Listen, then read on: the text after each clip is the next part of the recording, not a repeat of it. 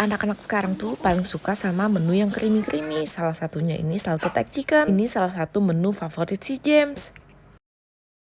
Enak banget, Mami. Ternyata bikinnya nggak terlalu sulit kok. Pertama kita bikin dulu tepungnya, lalu pisahkan sedikit, lalu kita potong ayam kayak gini. Soal potong memotong lagi suka banget pakai NeoBlade Set Stand Cookware. Langsung dapat 7 alat yang super multifungsi. Apalagi non-stick coating, jadi aman banget dipakai sehari-hari. Setelah itu kita marinasi ayamnya, baru campurin dengan larutan tepung yang tadi kita pisahkan. Jadi deh tepung basah buat si ayam, lalu dibalur lagi di tepung keringnya, baru deh digoreng. Goreng sekiranya menjadi golden brown kayak gini, lalu tinggal ditiriskan. Nah sekarang kita bikin sausnya ya. Semuanya tinggal dimasukkan sesuai dengan urutan kayak aku masak kayak gini ya. Setelah campur terigu dia bakal berbuih gini, berarti bumbunya udah cocok. Baru deh ditambahkan air. Nah soal tumis menumis aku paling suka tuh pakai Fragrance Stand Cookware ini. Ini udah pakai 2 tahun tapi masih sebagus ini. By the way sausnya tuh bakal creamy banget dan cocok banget kalau dimakannya lagi panas-panas kayak gini.